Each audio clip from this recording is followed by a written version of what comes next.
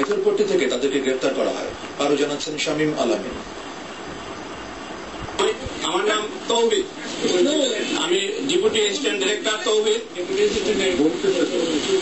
আজকে পিলখানা হত্যাকাণ্ড শুরুর দিন 25শে ফেব্রুয়ারি বিকেল বিডিআরের উপসহকারী পরিচালক ডিএডি তৌহিদুল আলম প্রধানমন্ত্রীর সাথে সমঝোতা আলোচনা শেষে কথা বলছিলেন এভাবেই। পিলখানা তখন রীতিমতো মৃত্যুপুরী, অথচ বাইরের দুনিয়ায় তখনও এই ঘটনা অজানা। কি অবস্থা বিডিআর সদর দপ্তরের ভেতরে? তখন এই প্রশ্নটি করা হয়েছিল ডিএডি তৌহিদকে।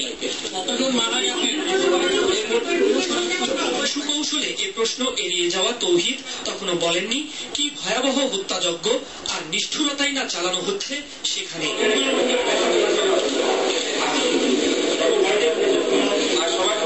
পিলখানা হত্যাকাণ্ডের ঘটনায় ডিএডি তৌহিদকে প্রধান আসামি করে 1000-এরও বেশি বিডিআর জওয়ানের বিরুদ্ধে লালবাগ থানায় মামলা করা হয়।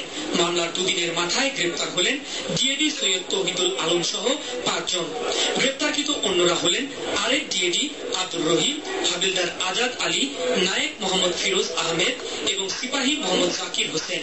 র্যাবের ইন্টেলিজেন্স উইং ও র্যাব 2 এর একটি যৌথ দল অপর গোয়েন্দা সংস্থার তথ্যের ভিত্তিতে রাজধানীর হাজারীবাগ থানাধীন মেথরপট্টি এলাকায় অভিযান চালায় এবং এই অভিযানে মেথরপট্টি এলাকার নিকটস্থ একটি আবাসিক এলাকা থেকে গ্রেপ্তার করা হয়।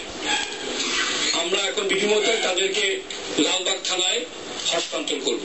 আটক বিডিআর সদস্যদের সাংবাদিকদের সামনে হাজির করা হলেও তাদেরকে কথা বলতে দেওয়া হয়নি। তদন্তের সাথে র্যাব কর্মকর্তারাও এর চেয়ে বেশি কিছু জানাতে রাজি হননি। শামীম আল আমিন, ওয়ান নিউজ, ঢাকা।